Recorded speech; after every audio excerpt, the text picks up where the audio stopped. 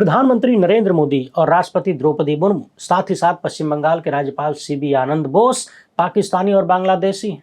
चौंकिए नहीं, ये मैं नहीं कह रहा हूं, भाजपा के ही सांसद का कहना है। अब आप और चौंक गए होंगे कि भाजपा सांसद अपनी ही पार्टी के सबसे बड़े नेता को और देश की राष्ट्रपति को तथा केंद्र सरकार के बनाए राज्यपाल को पाकिस्तानी बांग्लादेशी काहे बोल रहे हैं। अब काहे बोल रहे हैं ये तो हमको भी नहीं पता, लेकिन ऐसा लग रहा है कि गुजराती जोड़ी का जो सपना पिछले 11.5 साल में पूरा नहीं हुआ बंगाल में, वो इस बार भी सपना न रह जाए। जी हाँ, बीजेपी के ही राज्यसभा सांसद ने न सिर्फ भारतीय जनता पार्टी बल्कि केंचुआ के खिलाफ भी मोर्चा खोल रखा है।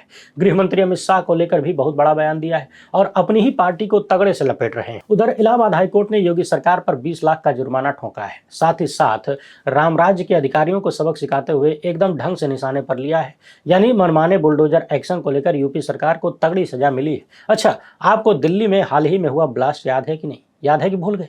अगर याद है तो उसमें मारे गए लोगों को याद करिए और सरकार की मरणासन्न स्थिति को देखिए। एक रिपोर्ट आई है जो बता रही है कि डबल इंजन आम जनता को लेकर कितना उदासीन है। अच्छा, क्या आपने कभी सुना है कि आईसीयू में चला गया? माने आदमी बहुत ज़्यादा बीमार होता है तो आईसीयू में रखा जाता है, मगर क्या आपने कभी सुना है कि आईसीयू को ही आईसीयू में रखना पड़ रहा है? नहीं सुने होंगे, मैं जानता हूँ, लेकिन अमृत काल में वो भी हो गया है। कैसे हुआ है सरकार की लापरवाही से? आरटीआई में क्या खुलासा हुआ है? इन सभी मुद्दों पर एकदम तगड़ी वाली चर्चा करेंगे, मगर उससे पहले आप सभी से एक छोटी सी अपील है। पहली बार है तो चैनल को सब्सक्राइब करके घंटी बजा दीजिए टन से। हर एक वीडियो को लाइक और शेयर करना आपकी जिम्मेदारी है। इसके अलावा आपको मालूम है कि हम किसी धन्ना सेठ या राजनीतिक दल के दम पर नहीं चलते, तभी खुलकर उन मुद्दों पर बात हो पाती है जिन्हें छुपाने के लिए गोदी मीडिया को पैदा किया गया है। हमारा काम पसंद आता हो तो इसके QR कोड या फिर मोबाइल नंबर का प्रयोग करते हुए जो भी हो सके आर्थिक सहयोग भेजने का प्रयास जरूर करें। बहुत बहुत धन्यवाद। पश्चिम बंगाल के बीजेपी सांसद हैं नागेंद्र राय। कुछ लोग इन्हें अनंत महाराज भी कहते हैं। अब उन्हीं अनंत महाराज का कहना है कि चुनाव आयोग जो SIR करवा रहा है ये बहुत गड़बड़ काम है। भाजपा सांसद ने कहा कि SIR के चलते अगर लोगों का नाम वोटर लिस्ट से हटा दिया गया तो उनके बैंक खाते फ्रीज हो सकते हैं और उन्हें सरकारी योजनाओं से बाहर किया जा सकता है, यानी सरकार जो योजनाएं देती है उन सभी चीजों से बाहर किया जा सकता है। रॉय ने आगे कहा कि लोगों के मूल निवास स्थान की पुष्टि के लिए नजरबंदी शिविर बनाए जा सकते हैं। और तो और बीजेपी सांसद यही नहीं रुके, उन्होंने ये भी कह दिया कि इस प्रक्रिया को चलाने वाले खुद ही विदेशी हैं। दवायर की ये खबर जिसका हेडलाइन ही है कि भाजपा सांसद ने मोदी और मुर्मू को पाकिस्तानी बताया और SIR को नजरबंदी शिविरों से जोड़ा है, यानी पश्चिम बंगाल में बीजेपी के ही सांसद कहने लगे हैं कि SIR बहुत खराब हो रहा है, इससे जनता को नुकसान होगा, बहुत कुछ नुकसान होने वाला है या हो सकता है। साथ ही साथ उन्होंने प्रधानमंत्री मोदी से लेकर राष्ट्रपति तक को और पश्चिम बंगाल के राज्यपाल को भी पाकिस्तानी और बांग्लादेशी करार दिया। इस खबर के अनुसार रॉय ने कूच बिहार जिले के सिताई में अपने समर्थकों की एक सभा को संबोधित करते हुए तमाम भड़काऊ टिप्पणियां की। उधर पश्चिम बंगाल के भाजपा अध्यक्ष ने इस मामले में कुछ भी बोलने से मना कर दिया है, लेकिन इतना कहा है कि SIR और नजरबंदी शिविरों के बीच कोई रिलेशन नहीं है। भाजपा के इस राज्यसभा सांसद ने दावा किया कि केंद्रीय मंत्री अमित शाह ने वोटर लिस्ट से हटाए गए लोगों के लिए नजरबंदी शिविर स्थापित करने का आदेश दिया है। जिन लोगों का नाम SIR के तहत हटाया जाएगा उन्हें उसी शिविर में लाकर रखा जाएगा और फिर उन लोगों से कहा जाएगा कि अपनी उत्पत्ति साबित करो।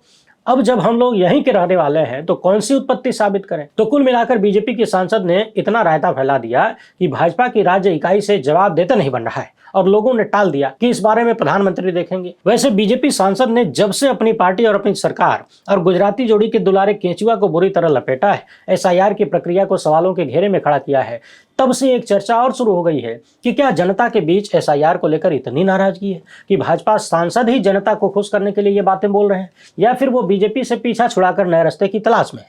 क्योंकि बीजेपी में रह के बीजेपी में भविष्य टटोलने वाला इस तरह की बातें तो नहीं कर सकता।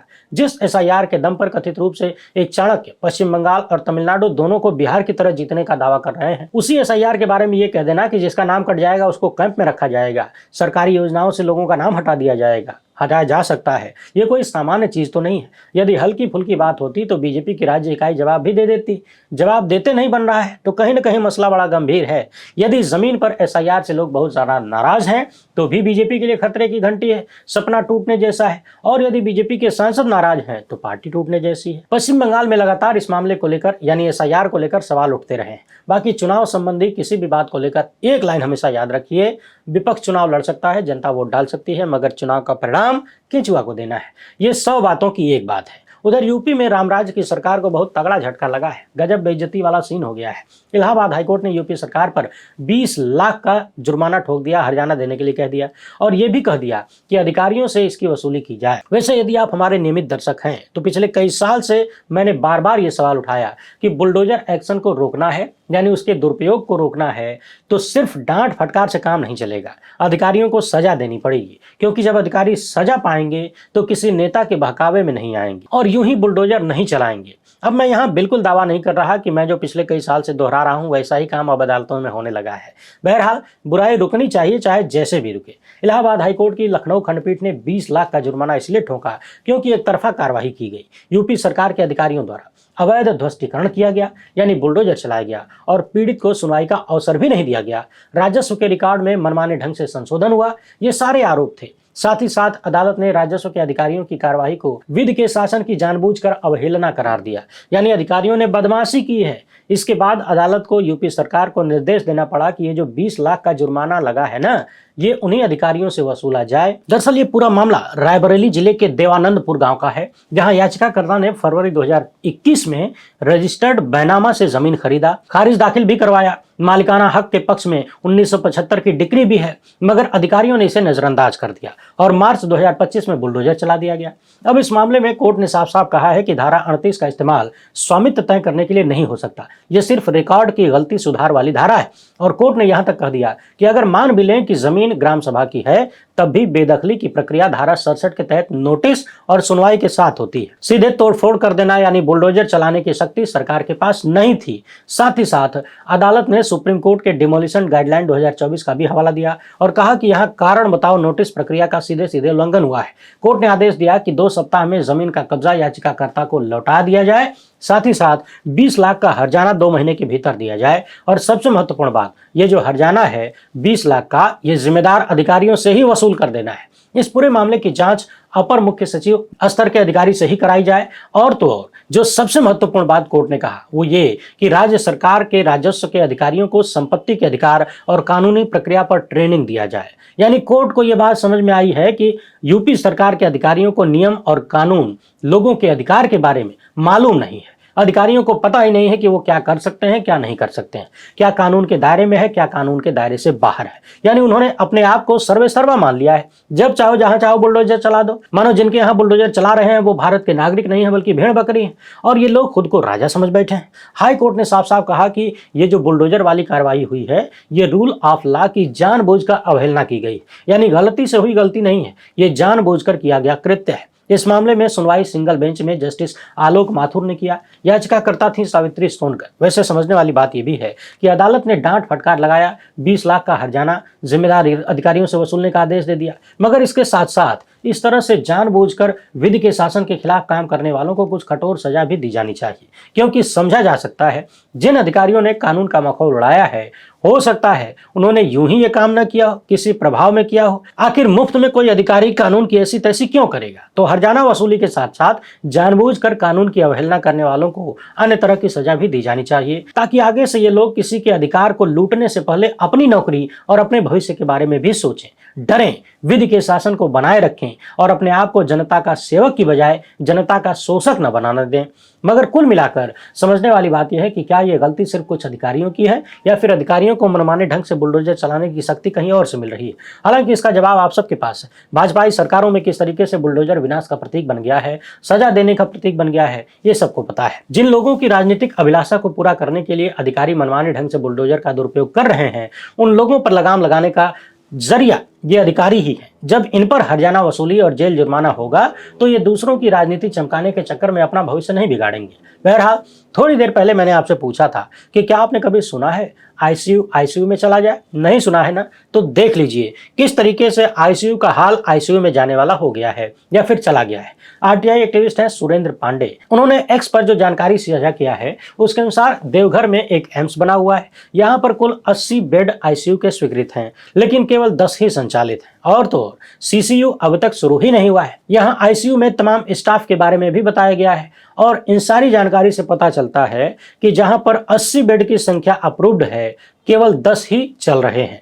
सवाल यह है कि क्या भारत सरकार का कोई स्वास्थ्य मंत्री है जो इन चीजों को देख सके? मगर उससे पहले आप दर्शक बताइए कि मोदी सरकार का स्वास्थ्य मंत्री कौन है? क्या आपको उनका नाम पता है? अगर पता है तो बहुत अच्छी बात है, मगर आप लोग टेंशन मत लीजिए। कोविड जैसी महामारी और वैसी दुर्व्यवस्था देखकर भी अगर जनता की आंखें नहीं खुल रही हैं तो सरकार इसी रफ्तार से चलती है जैसे चल रही है। अच्छा, दिल्ली वाला ब्लास्ट तो आपको याद ही होगा, 10 नवंबर को लाल किले के पास जो हुआ था। अब लगभग 2 महीने बीत चुके हैं, मगर पीड़ित और मृतकों के परिवार वालों को दिल्ली सरकार द्वारा घोषित मुआवजा अब तक पूरी तरह से मिल नहीं पाया, यानी वेटिंग चल रही है। इस धमाके में 15 लोगों की मौत हुई थी और 20 से ज्यादा लोग घायल हो गए थे। ये रिपोर्ट बता रही है कि 11 पीड़ितों को भुगतान हुआ है, यानी मुआवजा मिल गया है, लेकिन बाकी लोगों के एप्लीकेशन पर काम अटका हुआ है। दिल्ली के भाजपा मुख्यमंत्री रेखा गुप्ता के ऑफिस से जब सवाल किया गया तो जवाब आया नहीं ये खबर छपने तक। यहाँ सूत्रों के हवाले से यह भी लिखा गया है कि पुलिस से क्लैरिफिकेशन मांगा जा रहा है कि बाकी के जो आवेदक हैं वो वाकई पीड़ित हैं या नहीं, या किसी आरोपियों में से किसी का लिंक तो नहीं है। अब खबरदार कोई ये सवाल नहीं करेगा कि 15 लोगों की मौत यदि कंफर्म है तो 11 को ही भुगतान क्यों हुआ और वेरिफिकेशन करने में इतना समय क्यों लग जाता है, और वेरिफिकेशन करने में कितना समय लग जाता है दिल्ली सरकार को। एक तो दिल्ली की सरकार अपने नागरिकों को सुरक्षा नहीं दे पाती, भरे बाजार में धमाका हो जाता है, 15 लोग मौत के घाट उतार दिए जाते हैं, ऊपर से मुआवजा देने में भी इतना लंबा समय। सोचिए, जो दिल्ली सरकार मरने वालों के परिवार वालों को 10 लाख रुपए समय से नहीं दे पा रही, जो स्थायी रूप से विकलांग हो गए उन्हें 5 लाख समय से नहीं दे पा रही, जो गंभीर चोट वाले हैं उनको 2 लाख समय पर नहीं दे पा रही, वो इस धमाके की जांच कैसे करेगी? जब मुआवजे देने की जांच को 2 महीने में पूरा नहीं कर पाया जा सका तो फिर धमाके की जांच कितने साल या कितने दशक में होगी? अंदाजा लगाइए, लेकिन अंदाजा लगाकर शांत हो जाइए। और कर भी क्या सकते हैं? इस रिपोर्ट में पीड़ित परिवारों की कहानी भी बताई गई है। कईयों ने कहा है कि कागजी कार्रवाई पूरा कर दिया मगर कुछ नहीं मिला। कुछ मामलों में तो अधिकारी टेबल खेलते नजर आ रहे हैं लेकिन पैसा नहीं मिल रहा है। कई परिवारों का आरोप है कि सारे कागज देने के बाद संपर्क ही खत्म हो गया। मरने वालों में से एक 18 साल के नौमान अंसारी भी हैं। परिवार का कहना है कि सारे कागजात दे दिए लेकिन पैसा नहीं मिला। एक परिवार पुजारी विनय पाठक का भी है। बेटे का कहना है कि कागज दे दिया, आश्वासन मिल गया लेकिन पैसा नहीं मिला। 23 साल की साइना परवीन ब्लास्ट के बाद इनके सुनने की क्षमता प्रभावित हो गई, नौकरी चली गई, अस्पताल में दस्तावेज मांगे गए, इसके बाद सब नीलबटे सन्नाटा हो गया। ऐसी ही कहानी टैक्सी ड्राइवर भवानी शंकर शर्मा की भी है। गंभीर चोट लगी है, टैक्सी बर्बाद हो गई है। अब इनके लिए अपना परिवार चलाना पालना भी मुश्किल हो गया है और अब तक जो कुछ भी मिला है वो सिर्फ इंश्योरेंस से मिला, यानी सरकारी मुआवजा ठन गोपाल हो चुका है। अब आप लोग जरा सोचिए कि मुआवजा तात्कालिक राहत के लिए दिया जाता है। 10 लाख, 5 लाख, 2 लाख से किसी का जीवन नहीं चल जाएगा, तुरंत राहत मिले इसके लिए ये पैसा दिया जाता है। लेकिन यदि उसमें भी महीनों की देरी होने लगे, लोग इंतजार करते रह जाएं, तो फिर काहे का मुआवजा? जो दिल्ली सरकार करोड़ों रुपए में दीप प्रज्वलन कार्यक्रम करती हो, यानी जनता का करोड़ों रुपया दिया जलाने में फूंक दिया जाए, वहां कुछ लाख रुपए मुआवजा देने में नानी याद आ जाती है। अभी हाल ही में एक आरटीआई में खुलासा हुआ था कि जनता के टैक्स के करोड़ों रुपए लगाकर दिल्ली की सरकार ने दीपोत्सव मनाया, 15 लाख दिए जलाए, रिकॉर्ड बनाया। यानी जनता का पैसा फूंक कर दिया जलाना है, उस दिए से हुए प्रदूषण में जनता को ही मारना है। ब्लास्ट में भी जनता मरेगी, उसके जान की सुरक्षा की कोई गारंटी नहीं है, और फिर मर जाएगी तो मुआवजा भी समय से नहीं मिलेगा। अब आप कल्पना करिए कि दिल्ली के मुख्यमंत्री और भाजपाई डबल इंजन जनता की समस्याओं को लेकर कितने संवेदनशील हैं। इनके पास प्रचार प्रसार के लिए, दिखावे के लिए करोड़ों रुपए हैं, लेकिन इन्हीं की नपुंसक व्यवस्था के कारण जब आम जनता मर जाती है तो आम जनता के टैक्स के पैसे से ही मुआवजा देने में महीनों लग जाते हैं। वहां बहुत वेरिफिकेशन होगा। सवाल है कि जब मुआवजा देना है तब तो जांच हो रही है, 2 महीने से हो रही है, कौन सही पीड़ित है कौन नहीं है। आप कहेंगे कि जाहिर सी बात है, जनता का पैसा यूं ही थोड़ी उठाकर फेंक दिया जाएगा, किसी को दे दिया जाएगा। तो क्या दिया जलाने से पहले और तमाम प्रचार प्रसार में करोड़ों अरबों रुपया फूकने से पहले भी वेरिफिकेशन होता है? क्या इस बात की जांच होती है कि इससे दिल्ली और देश की जनता को क्या मिलेगा प्रदूषण के अलावा? लेकिन आप लोग टेंशन मत लीजिए, अरे इसी का तो नाम है अमृतकाल, जहां कोई खाए बिना मरेगा और कोई खा खा के मरेगा। किसी के पास देखने के लिए कुछ भी नहीं होगा, किसी के पास इतना होगा कि कुछ देख ही नहीं पाएगा। 100 करोड़ लोगों की जेब में खर्च करने के लिए भी पैसा नहीं होगा और गिने चुने सेठों के पास देश की ज्यादातर संपत्ति होगी। यही तो है असली विश्वगुरु का अमृतकाल। वैसे आप इस मामले पर क्या सोचते हैं? अपनी राय कमेंट बॉक्स में जरूर लिखिएगा। पहली बार है तो चैनल को सब्सक्राइब कर लीजिए। हमसे जुड़ने के लिए बहुत बहुत धन्यवाद। जय हिंद।